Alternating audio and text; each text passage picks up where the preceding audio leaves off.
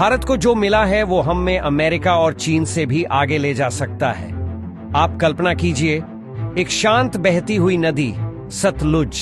सदियों से यह नदी पंजाब की धरती को सींच रही है, इतिहास की गवाही देती हुई बहती जा रही है।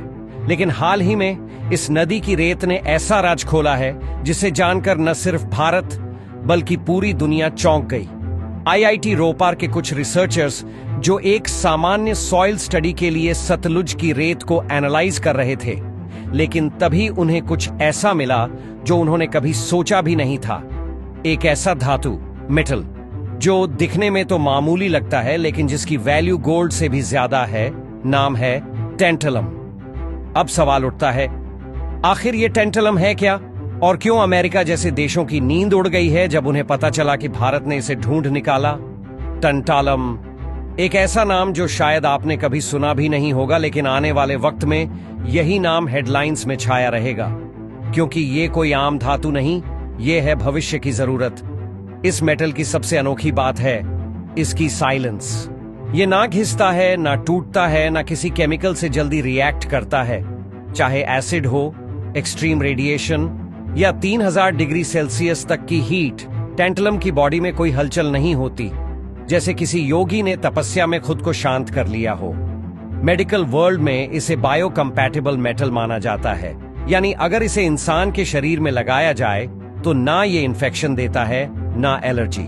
इसीलिए इसे पेसमेकर्स, डेंटल स्क्रूज और ब्रेन इम्प्लांट्स में यूज किया जाता है, वो भी ऐसी जगहों पर जहां किसी भी और मेटल को डालने का मतलब होता रिजेक्शन या रिस्क।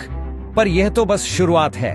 टेंटलम का इस्तेमाल इलेक्ट्रॉनिक्स की दुनिया में एक रेवोल्यूशन की तरह है।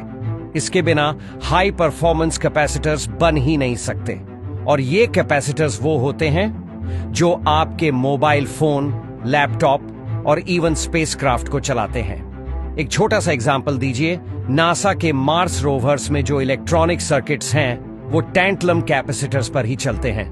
क्यों? क्योंकि मार्स जैसी हार्श एनवायरनमेंट में एक भी स्पार्क या शॉर्ट सर्किट पूरी मिशन को खत्म कर सकता है, और वही मेटल अब भारत के पास है अपने ही नदी की रेत में। टेंटलम को डिफेंस में भी साइलेंट वॉरियर कहा जाता है। इसका उपयोग होता है स्टेल्थ टेक्नोलॉजी, आर्मर प्लेटिंग और इवन न्यूक्लियर रिएक्टर्स में। जहां यूरेनियम रिएक्शन होता है वहां टेंटलम उसे कंट्रोल करने में मदद करता है। आज पूरी दुनिया इसे फ्यूचर रेडी मटेरियल मानती है, और भारत उसे नेचर ने अपने हाथों दे दिया है।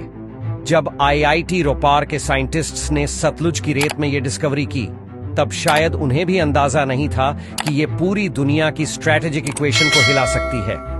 टेंटलम एक ऐसा मेटल जो इतने लिमिटेड देशों के पास है कि दुनिया के सिर्फ 5% हिस्से को इसकी पूरी प्रोडक्शन का एक्सेस है, और अब भारत उस मैप में शामिल हो गया है।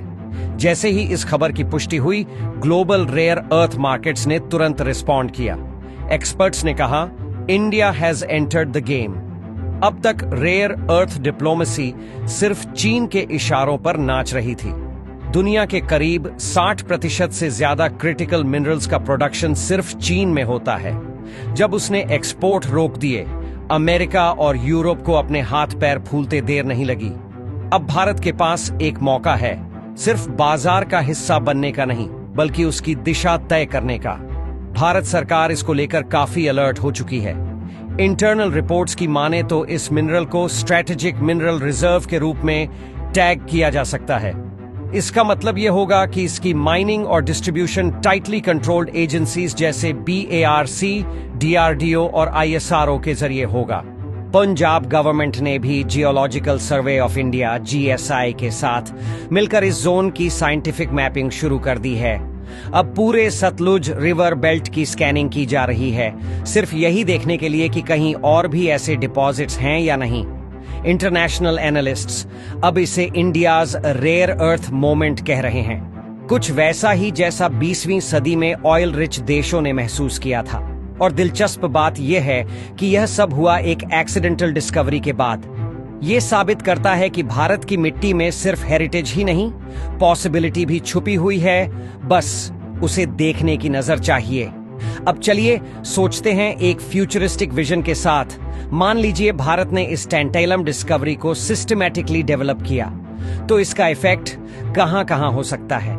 सबसे पहले चिप मैन्युफैक्चरिंग। आज जो सिलिकॉन चिप्स आपके फोन, लैपटॉप और इवन स्मार्ट फैन में लगती है, उनके लिए रेयर अर्थ एलिमेंट्स क्रिटिकल हैं। टैंटलम इन चिप्स को हीट प्रूफ और रेडिएशन रेजिस्टेंट बनाता है। भारत, जो अब तक चिप प्रोडक्शन में पीछे था, वो अपने खुद के टैंटलम बेस्ड फैब्रिकेशन यूनिट्स शुरू कर सकता है, खासतौर पर डिफेंस और स्पेस ग्रेड सर्किट्स के लिए। फिर आता है बैटरी इनोवेशन। आज ईवी रेवोल्यूशन का सबसे बड़ा चैलेंज है बैटरी एफिशिएंसी और थर्मल स्टेबिलिटी। टैंटालम के नैनो एलॉयज से ऐसी बैटरीज बन सकती हैं जो ज्यादा चलें, जल्दी चार्ज हों और ओवरहीट ना करें। अब बात करते हैं मेडिकल साइंस की। इमेजिन कीजिए कि एक इंडियन पेशेंट को इंपोर्टेड पेसमेकर की बजाय मेड इन इंडिया इम्प्लांट लगे, जो इंटरनेशनल लेवल पर अप्रूव्ड हो और कीमत में 70% सस्ता हो। और डिफेंस, बस एक उदाहरण सुनिए। अमेरिका के B-2 स्टील्थ बम्बर्स और F-22 जेट्स के इंजन में टैंटलम बेस्ड एलॉयज इस्तेमाल होते हैं ताकि वो हाई हीट को अब्सॉर्ब कर सकें और रेडार से बच सकें। अब जब वही रिसोर्स हमारे पास है, तो भारत अपने तेजस और ब्राह्मोस को नेक्स्ट लेवल पर ले जा सकता है। इसीलिए अब वक्त है कि भारत सिर्फ रिसोर्सेज डिस्कवर ना करे, उन्हें स्ट्रैटेजिकली डेवलप करे।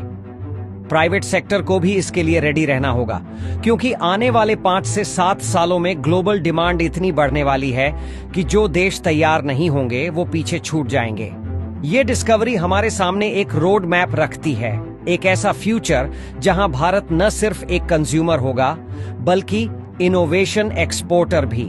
दोस्तों, ये सिर्फ एक साइंटिफिक डिस्कवरी नहीं है, ये भारत की मिट्टी का वो उत्तर है जो सदियों से अनदेखा रह गया था। सतलुज की शांत रेत के नीचे छुपा था भारत का टेक्नोलॉजिकल भविष्य, और अब वो पूरी दुनिया के सामने है। कभी कभी नेचर खुद चुनती है किसे वो अपने रहस्य सौंपे, और इस बार उसने भारत को चुना है। यह खोज न केवल वैज्ञानिक दृष्टिकोण से महत्वपूर्ण है, बल्कि यह हमें यह भी सिखाती है कि इनोवेशन केवल बड़े लैब्स या फॉरेन कंट्रीज तक सीमित नहीं है। IIT रोपर जैसे इंस्टीट्यूट्स और इंडियन माइंड्स ही वो ताकत हैं जो भारत को अगले लेवल पर ले जाने वाले हैं। इसलिए जब भी आप अगली बार किसी रिवर के किनारे खड़े हों, याद रखिए, भारत की मिट्टी में सिर्फ इतिहास नहीं, भविष्य भी दबा हुआ है। अगर आपको लगता है कि ये डिस्कवरी भारत के लिए गेम चेंजर साबित हो सकती है, तो इस वीडियो को लाइक कीजिए, कमेंट करके बताइए कि आप क्या सोचते हैं, और चैनल को सब्सक्राइब करना मत भूलिए, क्योंकि ये तो सिर्फ शुरुआत है।